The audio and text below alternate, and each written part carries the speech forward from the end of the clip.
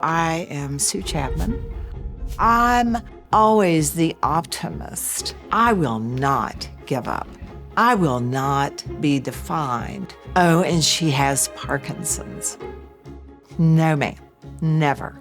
Boxing, hiking, taking the grandkids on an adventure. I don't have to suffer, to have difficulty with walking. I don't have to have tremors. I can pick a glass of wine up. That's always my test, by the way, is to be able to pick up a glass and drink.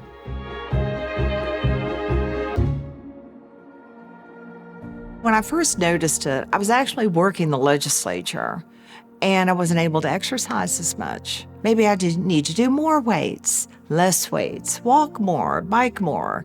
I sat down one day at my desk and I couldn't type. I just could not get my fingers to hit the keys that I needed them to hit. I was frustrated. When Bill got there, this whole side of my body was in tremors and I couldn't stop it.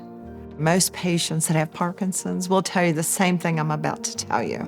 We have, many of us, been misdiagnosed, given the wrong medication, and that's what happened to me in Charleston. I don't think that I'm an impactful physician if I cannot connect first and foremost with my patient, because I'm able to then better understand their needs and customize their therapy. When I'm first meeting somebody, I will tell them the most important thing today is for me to know your story.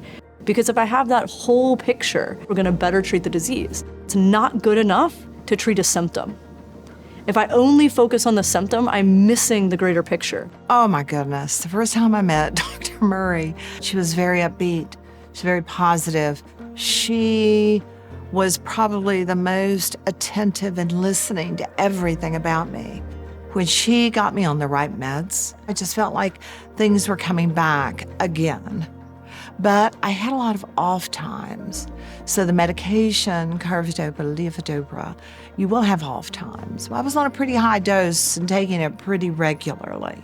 We might be able to treat symptoms, but can we treat them consistently? The outcome is what drives our treatment. If those medicines aren't good enough, not giving the patient the quality of life they want, we want to really kind of think about additional options. And that's when we get into our comprehensive portfolio of tremor treatment, which includes brain therapy. Those brain therapies are things like deep brain stimulation surgery or focused ultrasound thalamotomy. No two patients need to be treated the exact same because their goals might be different, their tremor might be different. What we want to do is customize the therapy for that individual. They turned on both sides December 29th of 21, and it was just like this.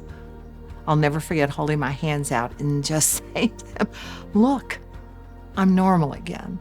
It may not be for everyone, but I know my husband and I, we would have gone to all lengths to do anything to help me with this. And I was just so blessed to have all those people involved, caring about me. I have no off times. When I get up in the morning, I get up and I'm going.